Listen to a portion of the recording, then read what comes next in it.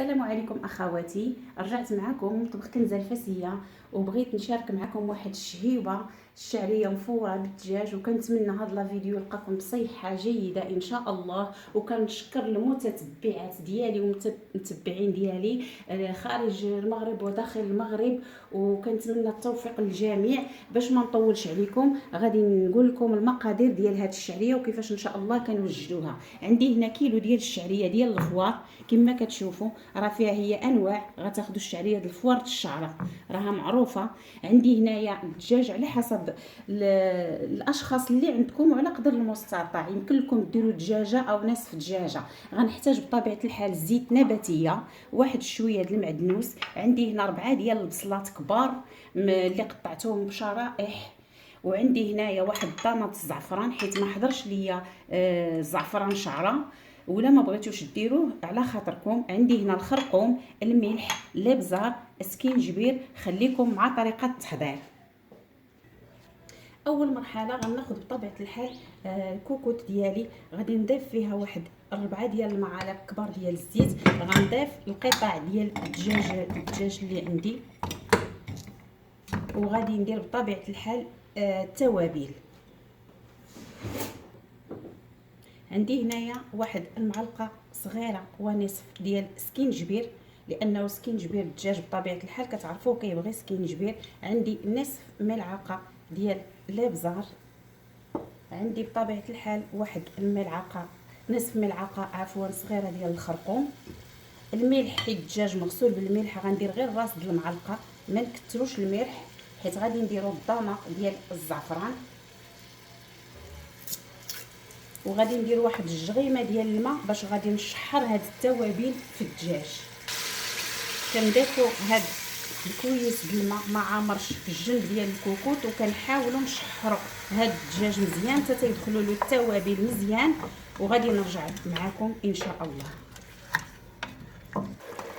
هانتوما كما كتشوفوا، نتمنى الرؤيه تكون واضحه لكم. من بعد ما دخلوا لي التوابل للدجاج غنضيف داك الشرائح ديال البصل، 4 د البصلات كبار، واللي كتعجبو البصله يمكن ليه يدير حتى 5 كبار د البصله. وراني ضفت واحد 2 المعالق ديال الزيت الزيتون. بطبيعه الحال غادي ندير شويه ديال المعدنوس من فوق، وغادي نحاول ندخل هاد البصله نديرها من التحت ونطلع الدجاج للفوق. نحاول بهاد الطريقه هذه ندير الدجاج من الفوق وندير البصله من التحت.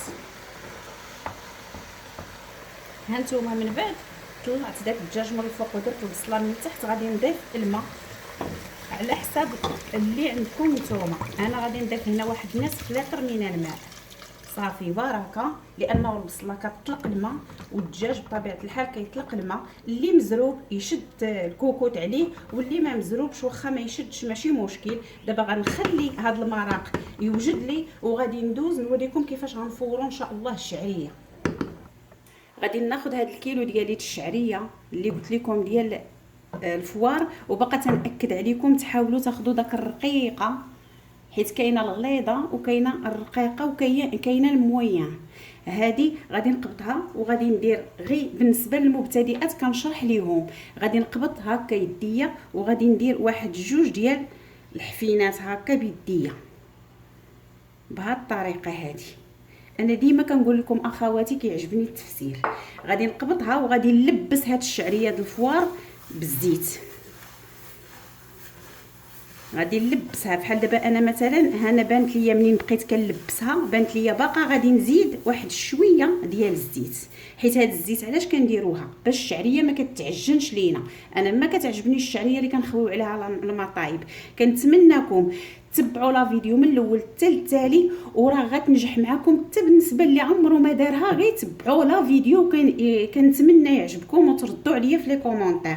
غادي نزيد واحد شويه ديال الزيت، غير واحد 4 معالق صغيره هكذا، وغادي نحاول نلبس هاد الشعريه مزيان بالزيت بهذه الطريقه. دابا انا كنصوبها وفي نفس الوقت راني درت الطنجره ديال الكسكسو، البرمه ديال الكسكسو درت فيها واحد الليمونه حامضه مقطعه طريفات، ودرت الماء باش يغلي ليا. وعلاش كندير نضيفوا داك الماء في الطنجره؟ باش الطنجره ما كتكحلش لينا. ملي كنضيفوا داك الليمون كتخرج ديك الطنجره كتشعل، كتبقى لنا من الداخل نقيه. ها نتوما، ها انا لبست مزيان هاد الشعريه بهاد الطريقه هادي حتى تنحس بها كلها دخلات لهداك الزيت.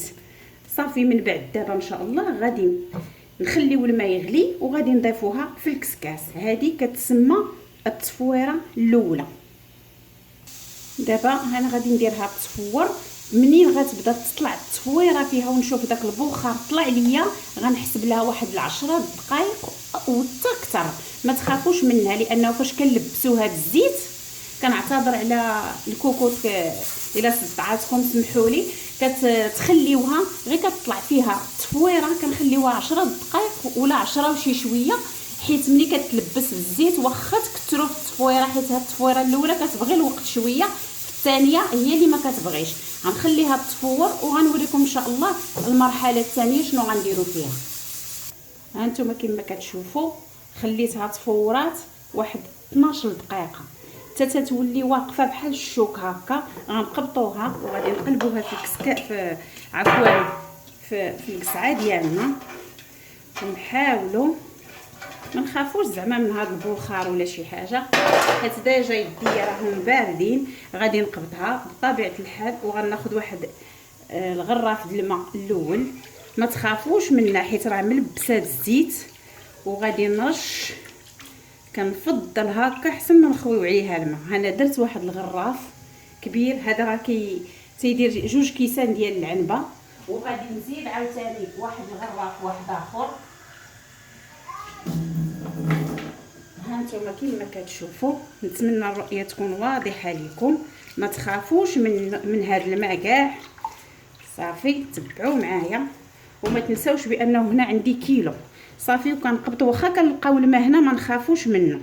صافي تنقبض وتنحاول داك الماء نلبسو مع هاد الشعريه. صافي بهاد الطريقه هادي.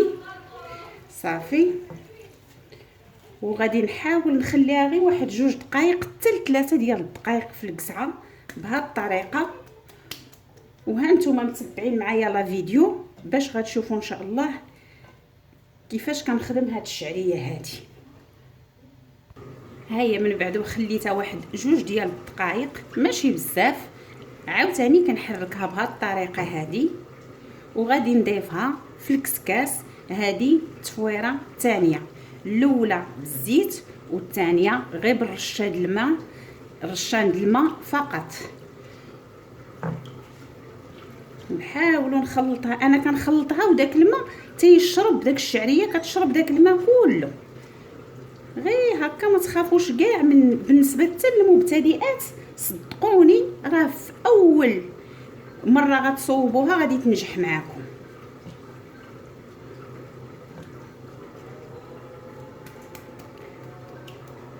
الله اكبر كبيره، رحمتك يا ربي واسعه وكثيره. ها نتوما غنقرب لكم، نحاول نقرب لكم ونوريكم كيفاش كندير. صافي غادي نجيب هاد الطريقه وغادي نبدا ندير في الكسكاس وغنحاول نسرح وما ندكنهاش، نخليها منفسه وانا كنهز بهاد الطريقه وكنضيف في الكسكاس. وديجا راه عندي ديك المرق راه كيتلبى، حيت هاد الشعريه المفوره راه فيها بزاف ديال الشكالات. كاينه اللي كنديروها تيقولوا لها السفه المدفونه، كنديروها بالنوا والقرفه والسكر كلاصي، وكنديروا لها حتى المشماش والكوز. فيها هي 3 ديال الانواع. دابا هذه اللي درت لكم انا على طيبه الملحه ماشي الحلاوه، داكشي باش ما ضفت معاها حتى شي حاجه، كل واحد وكي كيبغيها. باقي ان شاء الله ندير لكم عاوتاني شكيلات اخرين بهاد الشعريه ديال الفوار. صافي باش ما نطولش عليكم غادي نعمر الكسكاس ديالي وغندير التفويره الثانيه. هانتوما كما كتشوفوا حيدت الدجاج ديالي زولته، حيت الدجاج ما خصوش يهبط ويتفرتت. غنضيفو على جنب وغادي ناخذ داك التخميره وغادي نزيد نخليها شي شويه، ما تبقاش ديك البصله محمزه هكا. نخلي البصله غير تهبط باش نلقاو المريقه باش نسقيو داك الشعريه د الفوار. وديجا راه التصفويره الثانيه راها كتفور. ها نتوما كما كتشوفوا ها التصفويره الثانيه فاش بدا تيفور عاود حسبت له 10 ديال الدقائق ما كاملاش. دابا هذه التصفويره الثانيه تبعوا معايا غنقلبوها بهذه الطريقه. لا حرقنا بنار يا ربي.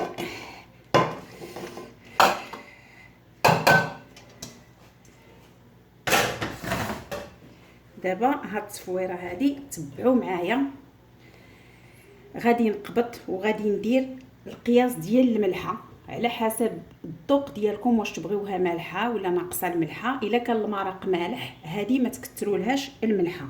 غادي ناخذ واحد شويه، انا ما كنكثرش الملحه، انا درت الملحه تبعوا معايا. وغادي ناخذ عاود الزيت نباتيه، غادي ندير غير واحد الكف ديال يدي بهذه الطريقه هذه، وغادي ندير كف ونزيد واحد شويه، واحد 3 ديال المعالقات بهذه الطريقه. وغادي نجي حيت ديجا في التصويره الثانيه انا كنفسر لكم درت 2 غرارف. دابا ما غنكثرش الماء، غادي ندير غير واحد نص غراف ديال الماء. هذه التصويره الثالثه والاخيره. ها نتوما عيني ميزاني. صافي دابا غنقبط وغادي نحاول نحلها. ها نتوما شوفوا حبه كتجري على اختها، ما معجنه ما حتى شي حاجه، راه ساهله ودغيا كتوجد. صافي وغادي نحاول نحلها. داك الزيت ما كيخليهاش تلاصق وحده مع وحده. ها نتوما كتجي مفروزه، حيت الا تعجنت كتضيع. وحتى بالنسبه للشعريه الا كانت ماركه مزيانه ما تخافوش منها. حسيت بها ناشفه من بين يدي عاود غنزيد واحد شويه ديال الماء. عيني ميزاني، حيت ما غاديش نقدر نعطيكم بالضبط القياس ديال الماء، حيت كاينه اللي كتشرب كاينه اللي ما كتشربش على حسب. ها نتوما انا قلت لكم انه بالاولى غادي ناخذ غير واحد نص غراف. انا صدقت دايره غراف حيت شربات ليا، ما تخافوش منها. ها صافي فقط، ما نزيد ما حتى شي حاجه، حيت لو فوت لها الماء غتعجن. صافي باش ما نطولش عليكم لا فيديو اخواتي، غادي نحلها بهذه الطريقه ونصبروا مع ديك العافيه. انا كيعجبني نخدم بيديداتي، الله يخلي لي يديداتي ويخلي لكم يديداتكم جميعا. كنحاولوا نتحملوا داك السخونيه. دابا انا حليتها كامله، غادي نضيفها في الكسكاس باش غنديرها تفور التصويره الاخيره والثالثه. ها نتوما كما كتشوفوا هذه التصفيره الثالثه. صافي دابا طابت تبارك الله زبده. غادي نقلبوها عاود في الكسعه ديالتنا.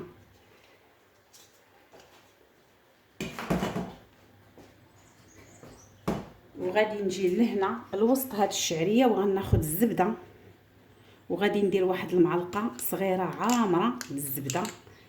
ها هي مقببه على حسب، واللي ما كيبغيش الدهنيات وما كيبغيش الزبده بزاف يمكن له ينقص، لانه هاد الزبده هي اللي غتخليها لنا تحل. صافي كنقبطها بحال هكا، كنديرها من الوسط وكنغمها باش داك الزبده كتذوب. فاش غتذوب ليا داك الزبده واحد شي شويه غادي نحلها بداك الزبده.